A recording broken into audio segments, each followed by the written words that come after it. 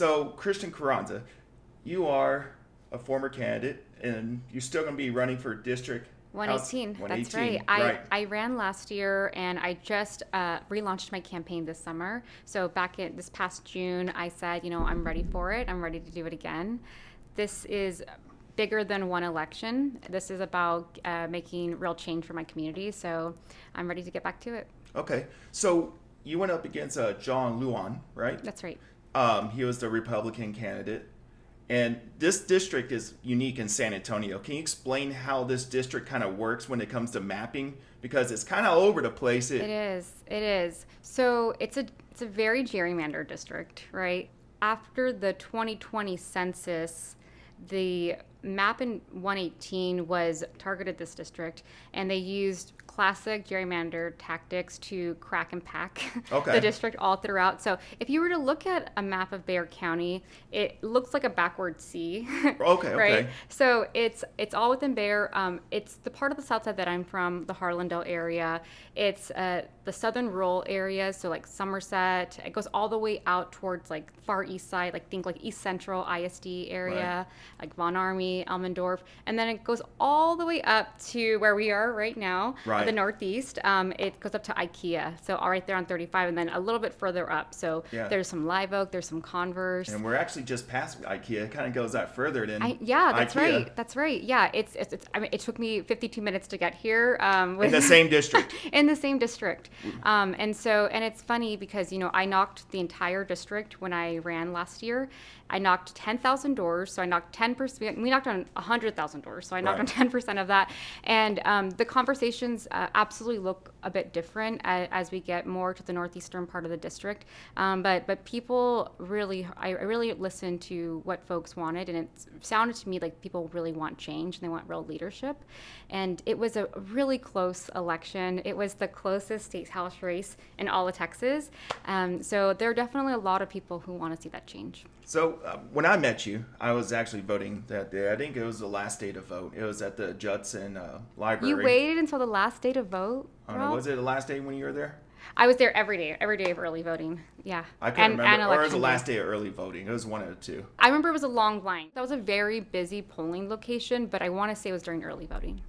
So I met you there, and I talked to John Luan as well. Okay. I went ahead and I voted for you, of course.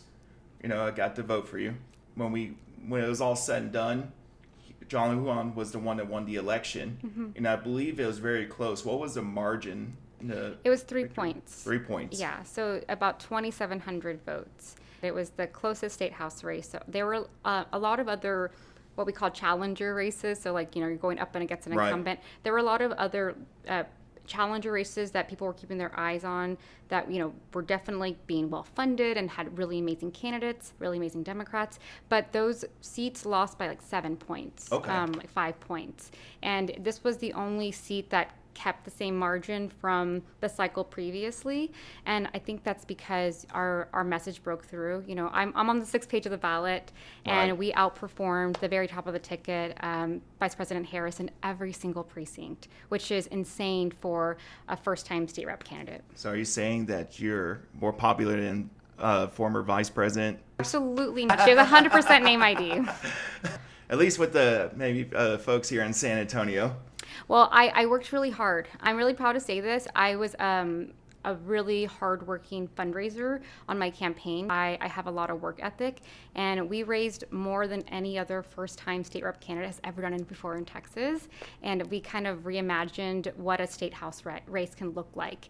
And we had TV ads, we had mailers, and everything on the campaign, whether it was a commercial, whether it was like the piece of mail that you got, like all of that messaging, all of those issues came from the community, because I knocked on those doors, and I wanted to make sure that it was the community's voice in all of my messaging. Whenever you did that, how does it all work? Like, how do you do you work a job as well, or do you get funded through the campaign?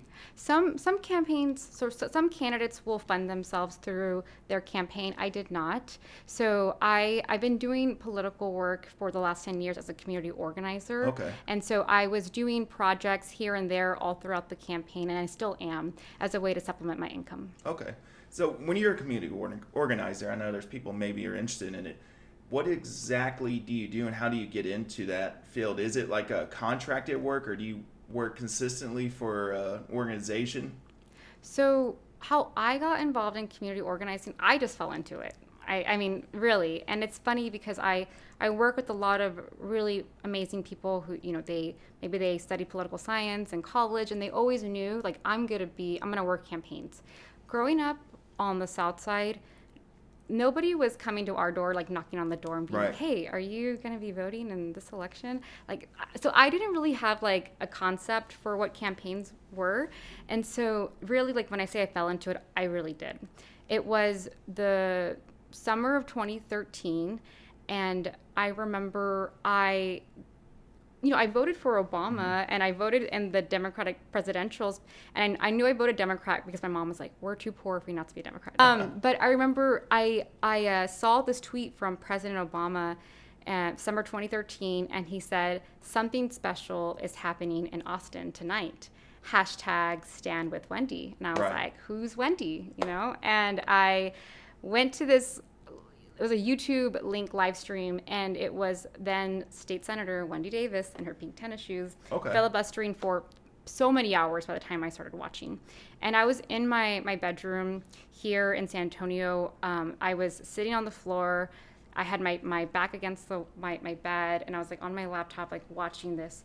And she stood for over 13 hours. Wow. I started watching maybe like hour 6 or hour 7, and I didn't know it at the time, but people had been driving all across Texas to like support her and cheer for her. Right. And so I was watching all the way through. There are 3 strikes when you do a filibuster. You have 3 strikes, and then you're out. Okay. And so I forget what the 3rd strike was. It was like maybe like somebody was helping her like put a back brace on or something. But she hits her 3rd strike about 30 minutes from midnight. And when that happens, like, you have to stop filibustering. You have to Right. stop speaking, right? So when that happened, 30 minutes to midnight, all the state senators try to all come together really quickly to go vote. But there was all the people that had been driving all day had filled the rotunda in the Capitol with like signs, and they were cheering and like chanting way too loud to let any of the other state senators to Right. vote. And the bill died at midnight. And I still get like all these goosebumps when I talk about Really? it. Yeah, and I talk about it often because it's an important part of my story. But for me, it was this big aha moment, and it was the first time I had ever seen anybody literally stand up for women's rights and reproductive rights in our state, like Wendy did that day. And so she's a role model of mine. She's a mentor of mine. But when she said a few months later that she'd run for governor of Texas, I thought, I don't know what it is to be on a campaign. I don't know what Right. that looks like, but I know I have to be a part of this. So long story short, I became a volunteer. Learned how to phone bank. I learned how to knock on doors. They made me an intern, and then that snowballed into being a campus organizer. Okay. And then that snowballed into a career. And so every cycle, I will, take a job, and then the next cycle, try to be like the supervisor of that job, and then work my way up. So you're basically working for like a seasonal work. So it can feel that way because it's very cycle based. Right. So every campaign job ends in November, but there are lots of different types of jobs in the political world, in the campaign world. There are absolutely organizations that you don't have an end date. I worked at the DNC in 2022.